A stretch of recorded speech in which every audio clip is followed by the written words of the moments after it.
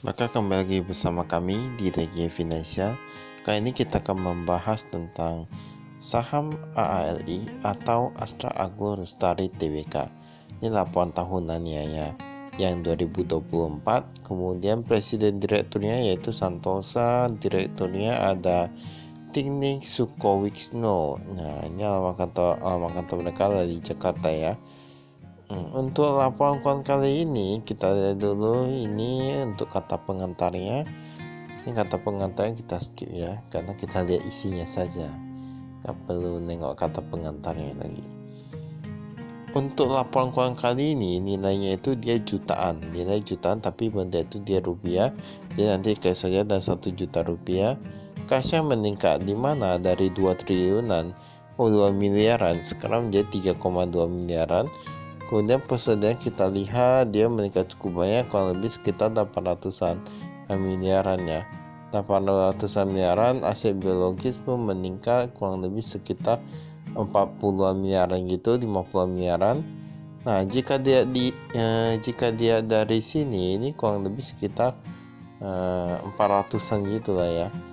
Total asetnya menurun. Tapi nanti kita lihat ini karena pengurangan dari utang atau karena dari ekuitas. Nah, kita lihat dulu. Ini liabilitasnya, bisa lihat di sini utangnya ya.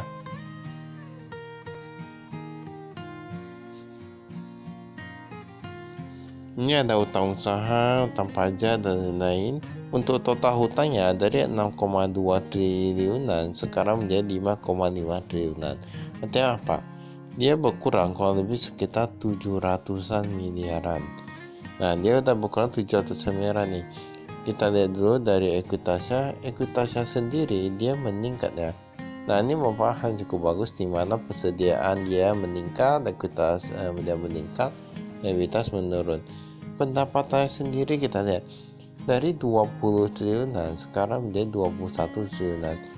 Nah, ini lalu ada beban umum dan administrasi semua rata-rata menjadi 1,7 triliunan. Nah, dari 1,4 jadi 1,7 triliunan.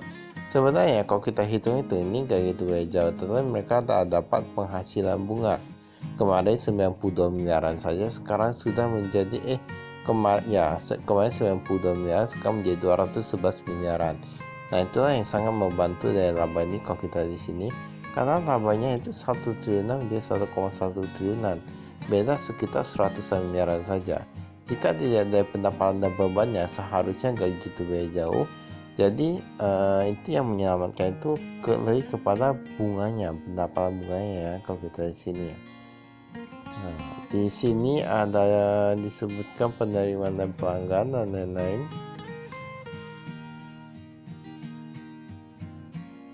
Ya, kalau mau bilang kinerja meningkat, sebenarnya memang kinerja agak meningkat sih jika kita lihat dari persediaannya ya. Tapi bukan berarti gitu wow sekali, enggak ya. Biasa aja kalau lihat, karena itu pun lebih dibantu oleh pendapatan bunga juga. Ini presiden komisaris yang kita lihat ada sedikit perubahan, di mana direkturnya dulu ada Manto, sekarang ada berubah. Nah, ini ada Eko, ada jadi Tikning. Semua rata-rata mengalami perubahan ya kalau kita lihat di sini. Kita nggak tahu mengapa mengalami perubahan, kayaknya agak besar-besaran ya perubahannya. Memang beberapa perusahaan yang kami lihat kemarin kayak Bank of China, kayak yang ini memang manajemennya itu sedikit mengalami perubahan.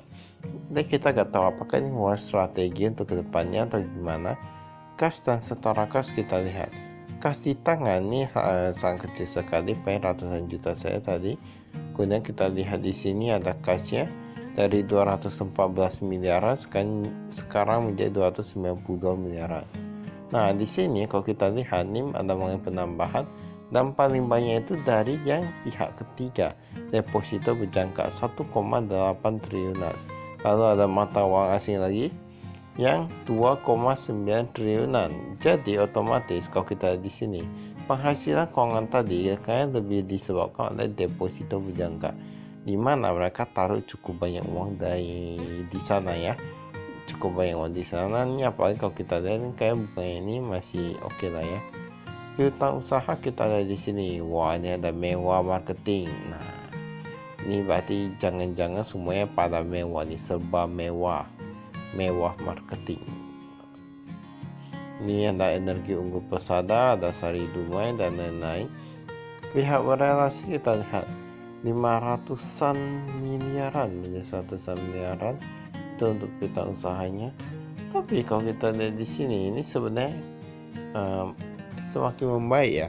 Kalau lihat dari piutang usaha pihak berelasi ya. Karena kami cenderung kurang suka yang pihak berelasi. Ini sekarang sudah lebih dominan yang pihak ketiga nih kayaknya. Kalau kita lihat di sini. Ini persediaan kita lihat di sini. Persediaan dari 1,5 triliunan sekarang menjadi 2,2 triliunan. Kemudian ada inti sawit 97 miliaran menjadi 427 miliaran. Dalam proses semuanya. Kita lihat ini persediaannya ini meningkat ya. Persediaannya meningkat. Pertama, kita lihat dari labanya saja. Labanya meningkat karena ada pendapatan bunga. Nah, itu meningkat. Kemudian mereka ditambah dalam persediaan yang meningkat. Ini masih oke sih menurut kami karena semua rata-rata meningkat.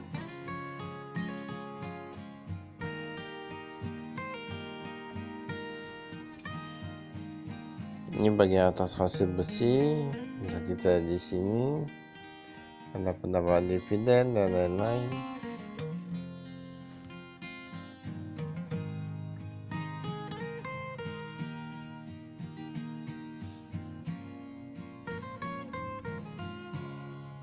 Nah, ini aset tetapnya.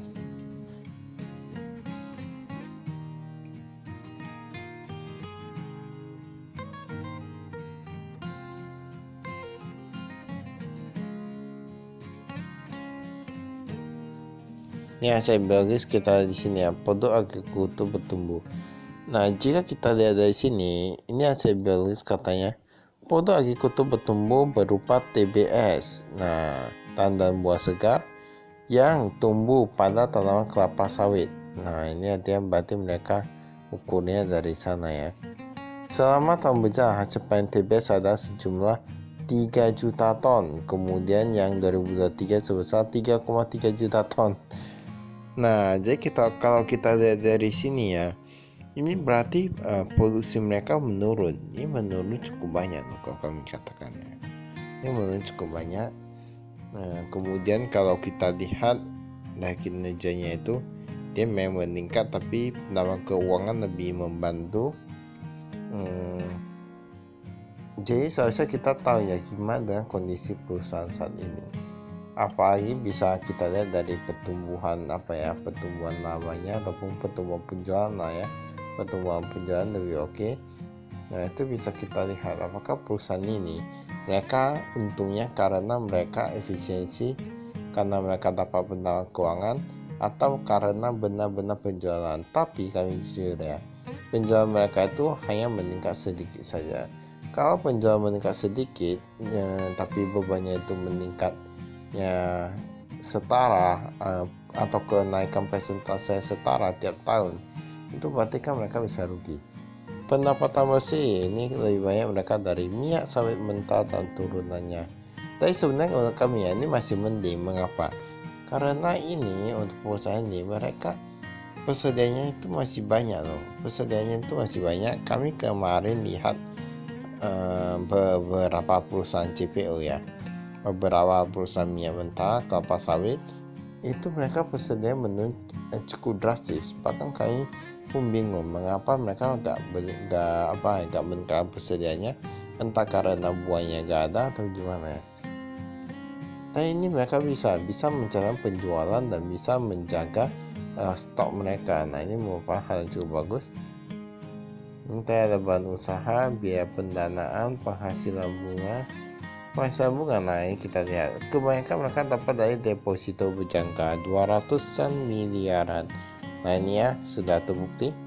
Berarti tadi dari deposito berjangka yang membantu mereka di mana untuk pendapatan keuangan. Nah, lebih dibantu dari sana. Ini lain-lain bersih juga, ada juga tapi hampir sama, kurang lebih gak gitu beda jauh. Ini program plasma dan petani plasma kurang lebih kayak gitu ya, kayak masyarakat sekitar gitu-gitu, tanam sawit gitu-gitu. Ini keuntungan atas perubahan nilai wajar aset biologis ini yang kami kurang suka, 111 miliar. Dan kok ada lagi ya, padahal kemarin kan sekitar 20 miliaran, ini sekitar 111 miliaran ya. Nah, tapi gak tahu juga lah, itu tergantung mereka saja. Baiklah, itu saja kami, sekian, terima kasih, salam investasi.